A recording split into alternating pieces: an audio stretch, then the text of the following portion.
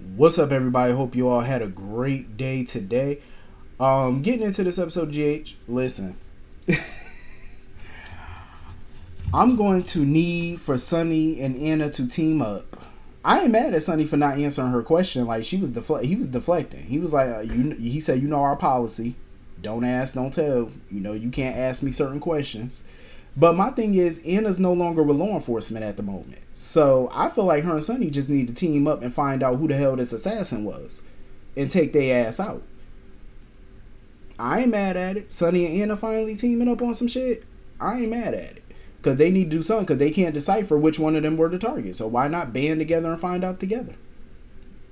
Might as well. And I do really hope that the PCPD are checking the Metro Court cameras because they should have cameras all around that building. I'm just saying. I enjoyed the transparency between Sonny and Anna. I did. I enjoyed that conversation between them about the past and reflecting on if they would change the direction that their life took. If they could go back and change things, would they change anything? About the life that they chose, Anna, I felt like she was honest about it because she couldn't honestly answer the question. It wasn't a real yes or no for her at the time. She was just like, I don't know. Maybe, I don't know. And I feel like Sonny was very honest about it. He was like, shit, I'm Sonny Corinthos and I'm okay with it. He was like, shit, I chose this life or this life chose me. I'm good with it either way. I do feel like a piece of him when he was Mike in Nixon Falls, I think a piece of him enjoyed that. Deep down, I think he enjoyed not having that mob responsibility, not having the responsibility of being the patriarch of his family. Dealing with all that mob drama every day, dealing with all that family drama every day. I think he enjoyed a little bit of that peace. I think he did. For once in his life, he finally had some peace where he didn't know anybody. Nobody knew him. He didn't have to look over his shoulder. He didn't have to, walk around with the $5,000 suits on and toting around bodyguards and guns. I think he enjoyed that. I think a part of him, I think, enjoyed it. But I do believe that he loves being who he is, too. You know what I mean? He loves being a mob boss. He loves being empowered. Love having those connections and, love his family. I believe that. So I love the transparency of the conversation. Nina ought to know better at this point to be coming up in there asking all these little questions. Oh, did somebody try to finish the job? Ma'am, you know better. You are engaged to him now. You should know that he's not going to answer certain questions for you. He's not going to be transparent like that with you. You should know that. Know your role. Anna had me flipping out for a minute because Anna sitting there talking about, well, I'm gonna go home. Ma'am, you don't know if somebody just tried to shoot you, but you just gonna go home. No, don't get me wrong. I know Anna could take care of herself, but you just gonna go home. No bodyguards, no security. You just going home. Okay, suit yourself. I would have brought me some security or something because I ain't going in that big mausoleum of a house by myself. Absolutely not. Somebody could have just tried to take your head off. Next time they might not miss. So I mean, I still don't think it was for her. A part of me don't think it was for her though. I don't think so. I don't believe it because this is the second time in a few months that somebody tried to take a pop shot at Sonny. Because remember when he almost got shot at the warehouse and Dex pushed him out the way. So I believe that this might have been somebody coming after him again. I'm willing to believe that he's more inclined to be the target than Anna. Not saying Anna can't, but it's more than likely for Sonny than her.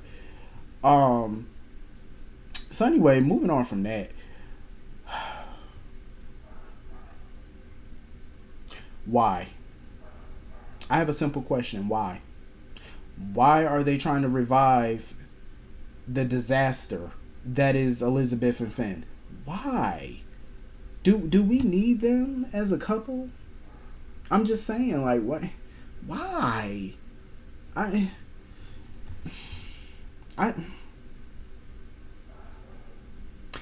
don't like it. I don't like them as a couple. For me, I don't. I'm pretty sure some of y'all out there might like them or whatever, which is cool for y'all. For me, I don't see it. I just don't see no spark. I don't see no fire, no desire. I don't see it. I feel like Becky Hurst is just phoning it in with this relationship at this point. It's like it's all on her face, like she just going with the motion. You know what I'm saying? Like I don't think she like this. I don't think she do. I can't believe that she likes this because I'm just like, this pairing is a hell to the no for me. I guess they're gonna give it another try. I guess Lord only knows why, but kudos to them. I'm not here for it. But I was here for Liz talking about she gonna make a lasagna. I said, wait a minute, Liz know how to make a lasagna? That's like one of my favorite dishes. She know how to make that? I mean, cause not I say it that way because not everybody know how to make lasagna good. I'm just saying I've seen some trash ass lasagnas in my time. Trash. So I hope they show her making it, or at the very least we see a finished product. Cause I want to see how she do hers. I'm just saying. Liz gonna have to invite me over for dinner because I want to taste this lasagna. If I feel like it's good enough, if it passed me, it might be worth something. I don't know. We gonna have to find out. Hopefully. So anyway, moving on from that. Why every time I see Stella and Marshall together by themselves, I always get a feeling that they knocked the boots back in the day. That they was knocking boots. I always feel like something happened between them back then. Because I think Marshall said something to the effect like, "Oh, this is the first time in forever that we were, just the two of us without Irene or something."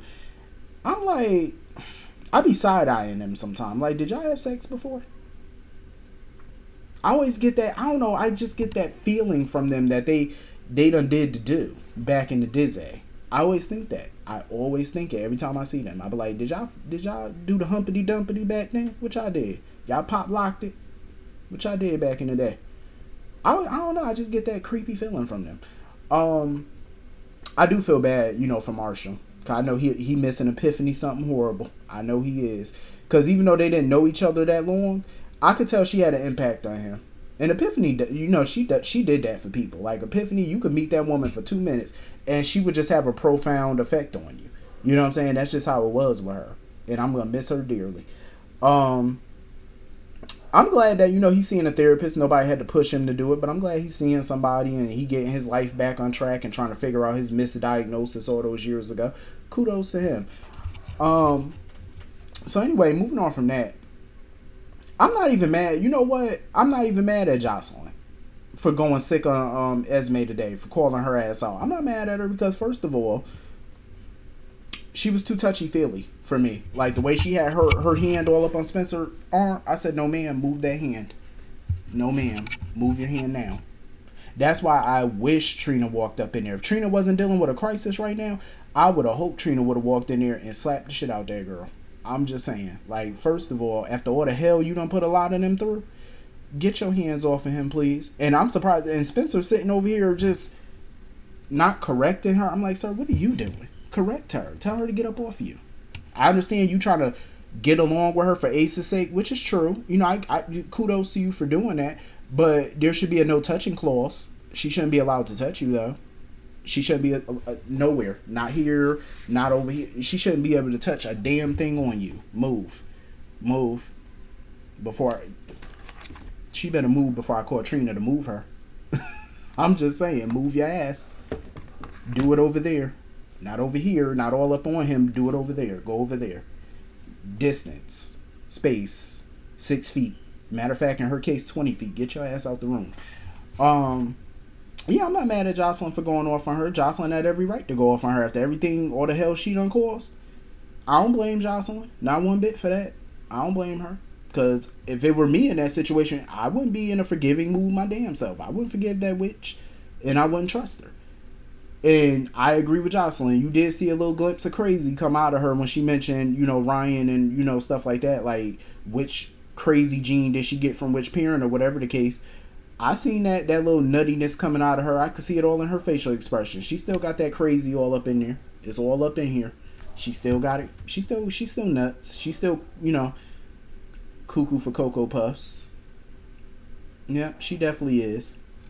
And I don't blame Jocelyn for giving it to her. Sitting there with that fake shit. Oh, tell Trina she's in my prayers. Oh, shut your ass. Shut up. And she had the audacity to come down there. Mind you, Spencer told her to take her ass home, get a ride share and go home. She had the audacity to come down there with her fake sympathy all up in Trina's face. And then boldly tell her, oh, we heard the news when we were in parenting class. See, that's how you know that shit ain't genuine from her. That little, oh, give my prayers, and that shit ain't, it's not genuine from her. Because why would you feel the need to go down there if you know everybody don't like you? Why would you go down there and then boldly state that we were in a parenting class? Why would you feel the need to say that? Why? She was definitely trying to push Trina's buttons on purpose. She was trying to drop little innuendo. That's exactly what she was trying to do. And she better be lucky that Trina was in the state of mind that she's in right now, and her focus is on her daddy, on Curtis. Because if it wasn't, she would have knocked the shit out of her. I hope Trina would have knocked her down. Because that she was trying to be funny coming down there. Oh, and what would you like me to tell Ace? He's a baby. Get your ass home. I don't need to tell you to tell him nothing. Get your ass home. He ain't gonna understand it anyway. So go home. Scoot. Scoot, scoot. Before you get hurt. We are in the hospital. And I can... You keep it up. She keep trying to push Trina and Jocelyn on them buttons. Keep it up. You are in the hospital. They can't admit you. They can't get a bed for you. You might want to scurry on now. Scoot. Get on home to the child before you get hurt. I'm just saying. Like, she would have had one more time with me. Get your ass on. Today ain't the day. This man done been shot. They over here, praying for him and grieving. Get your ass on somewhere. Yeah, she was doing too much. And I did not like the way Portia was acting. When Spencer, offered to use his little Cassadine name or whatever to get, pull some strings to get them some information. I ain't like the way she was acting. The way she tried to shut him down and stuff about that. I'm like, he's just trying to help you. You know what I'm saying? To get some information quicker for you. And you try to act a fool. Like, Portia she annoyed me. She really do. She annoys me. Like, even in a tough moment like this, she still got the stank face when it comes to Spencer. So ridiculous. Like, that should be the least of your worries right now. Your husband up in there fighting for his damn life and you still mean mugging this boy? Still acting uncouth? Like, go sit down somewhere with that foolishness. You a doctor, for crying out loud. A grown-ass doctor at that. You need to go sit down with that pettiness. Like, he's a kid compared to her. And she acting like a little teenager. I am glad they had Nina there, because I like when the writers... Yeah, so Portia need to calm that down. You know what I mean? But I am glad that, they had Nina there to, be a friend. And the writers remembered that she is friends with Curtis. Thank God, because you know how they do. They try to forget friendships on the show. So I'm glad they remembered that. I wonder what's going to happen with Curtis, though. Like, is he going to have paralysis or whatever? Like, I wonder what's going to happen with that. But, hopefully they figure that out. But anyway, that's pretty much the whole episode. Hit the comment section. Let me know what you all thought, and I will see you all later. Peace.